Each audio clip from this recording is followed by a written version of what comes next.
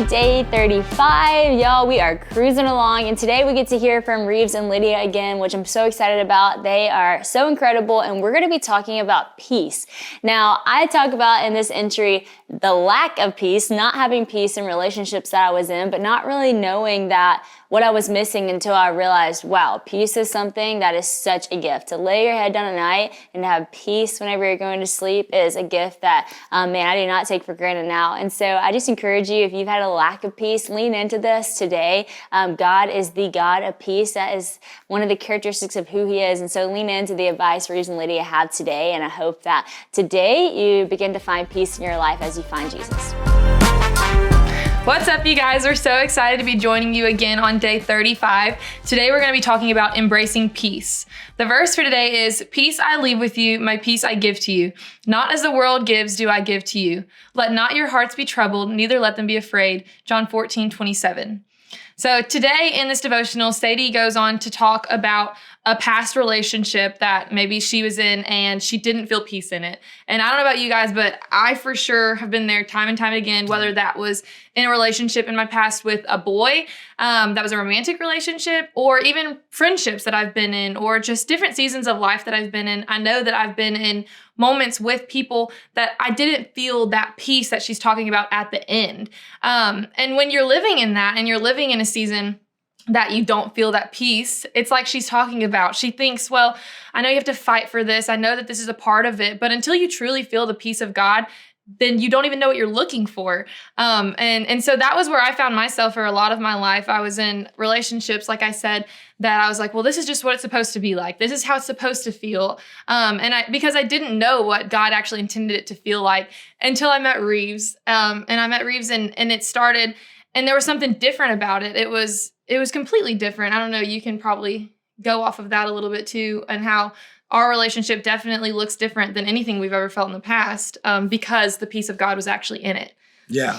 I think the big topic here is the dating relationship. But really, I know for me, coming out of college, you're really just trying to figure out, who's my community? What does this look like? You're really trying to build a long-term community because everybody goes in a different direction after college. Yeah. And so some of your friends live here and there, and you're looking to date somebody, and maybe you already have, or you are right now. But the challenge is finding that peace in the midst of those relationships. And for me, I was coming out of a terrible lifestyle in college, and I think, you were too. And so we're just kind of doing that together, and we're making these friends at church or at work. And wherever you're at, you have to start trying to figure out, who's leading me closer to the Lord? And I think that the most important thing to think about, and I think Sadie hits on it very well, is that you're going to find that peace from the Lord when you're seeking after him and the people around you are pushing you closer to him as well, because we get that peace from Jesus. Yeah. A significant other is not going to give you all the peace that you need. A friend is not going to give you all the peace that you need. It comes from the Lord. And so it's in those godly relationships that we find that peace from the Lord. And I think that's just one of the most challenging times. I know I hated dating so much. It's just hard. I mean, if we're being honest, it's such a hard season. There's so many things and so many opinions from the world that make you have to put this relationship into this picture perfect frame.